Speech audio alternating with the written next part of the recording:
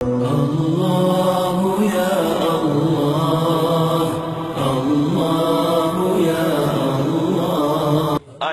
ایک واقعہ سنیے، حدیث بھی ہے ابو داؤد شریف میں 3607 نمبر حدیث ہے، اور اب واقعہ ہے اس حدیث میں، آپ کا ایمان تازہ ہوگا۔ ایک عربی جا رہا ہے، اس کے ہاتھ میں گھوڑا ہے، نبی کریم علیہ السلام نے اس سے خطاب فرمایا، مخاطب ہوئے، کہا یہ گھوڑا بیچتے ہو؟ کہا جی آپ لے لیں، قیمت طے ہو گئی اتنے میں گھوڑا آپ کو دیتا ہوں۔ میرے کریم نبی صلی اللہ علیہ وسلم نے اس کا سودا کیا، کہا کہ چلو ایسے کرو کہ میرے پیچھے پیچھے آ جاؤ، تو یہ سامنے ہمارا شہر ہے مدینہ، وہاں پہ جا کے تمہیں قیمت دیتا ہوں، میں گھوڑا رکھ لوں گا اور قیمت تم لے لینا اور آ جانا۔ کیا ہوا کہ رستے میں کوئی بندہ تھا، اس نے جب یہ معاملہ دیکھا تو اس نے بھی اس کو پوچھ لیا، دانستہ طور پہ یا نادانستہ طور پہ، یا تو ضد میں اس نے جو ہے وہ آقا کریم علیہ السلام کی، یا پھر ویسے اس نے پوچھا کہ گھوڑا بیچتے ہو؟ اس نے کہا جی ہاں بیچتا ہوں۔ کتنے میں؟ اس نے کہا اتنے میں۔ اب آقا بھی ساتھ ہیں، ان سے سودا ہوا ہے۔ کریم آقا علیہ السلام نے فرمایا بڑی عجیب بات ہے، سودا تو ہمارا طے ہوا ہے، وہ کہتا ہے میں تھوڑے پیسے زیادہ دیتا ہوں آپ کو۔ تو وہ امام انبیاء صلی اللہ علیہ وسلم سے جو ہے وہ اس سودے سے جو ہے وہ پھر جاتا ہے۔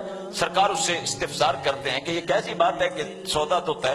وہ کہتا ہے اچھا یہ بتائیں کہ کسی بھی بات کو ثابت کرنے کا طریقہ کیا ہے آپ کی شریعت میں؟ وہ یہودی تھا۔ سرکار دو جہاں علیہ السلام نے فرمایا کہ طریقہ یہ ہے کہ ہم 2 گواہیاں مانگتے ہیں، اگر 2 گواہیاں مل جائیں تو جو بندہ بات کہہ رہا ہو وہ سچا ہے۔ اس نے کہا کہ آپ نے مجھ سے گھوڑا خریدا نہیں ہے، آپ کہہ رہے ہیں کہ آپ نے گھوڑا خریدا ہے تو پھر آپ 2 گواہیاں پیش کیجئے۔ اب جب سودا ہو رہا ہے تو ایک وہ گھوڑے والا یہودی ہے اور ایک میرے اور آپ کے کریم آقا ہیں، تیسرا تو ہے ہی کوئی نہیں۔ ادھر سے کیا ہوا، حضرت خزیمہ آ گئے۔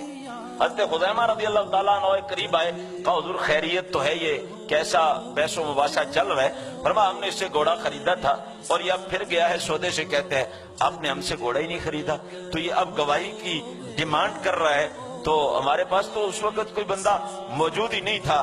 حضرت خزیمہ رضی اللہ تعالیٰ عنہ آگے بڑھے، سینے پہ ہاتھ رکھا، کہا میں گواہی دیتا ہوں کہ میرے نبی نے تجھ سے گھوڑا خریدا ہے، میں گواہی دیتا ہوں کہ میرے نبی نے تجھ سے گھوڑا خریدا ہے۔ کریم آقا صلی اللہ تعالی علیہ وسلم مسکرائے چلیں، جو بھی معاملہ ہوا وہ ایک الگ بات ہے۔ کیا آقا کریم صلی اللہ علیہ وسلم نے سوال کیا، فرمایا خزیمہ بھئی تو وہاں پہ سودے کی جگہ پہ موجود نہیں تھا، تو گواہی کیسے دے رہا ہے؟ سنی حضرت خزیمہ کا جواب۔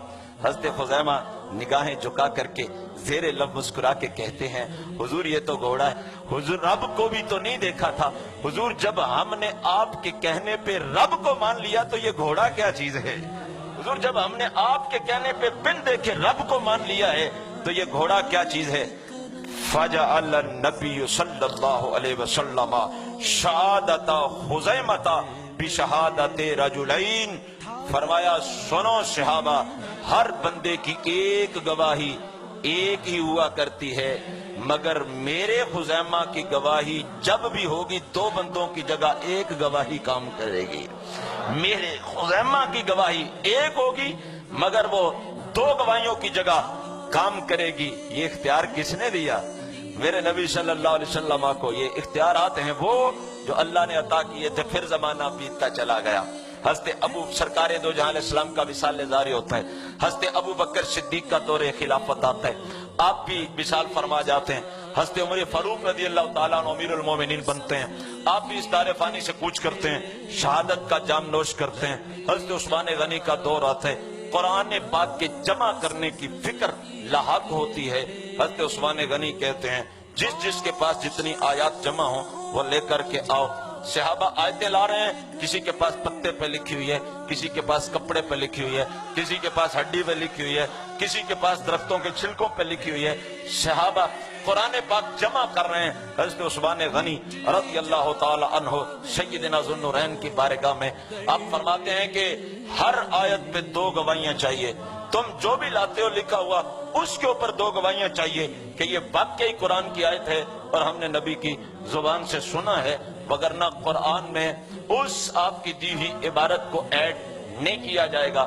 اس کا پس منظر بھی ذہن میں رکھیے کہ پس منظر یہ تھا کہ فتنہ پیدا ہو چکا تھا، اور فتنہ پیدا ہو چکا تھا، لوگ خود قرآن پاک کی عبارات کو گھڑ رہے تھے اور اس طرح کی آیات جو ہے وہ اس کو لکھ رہے تھے اور قرآن پاک کی حالت کو بدلنا چاہتے تھے۔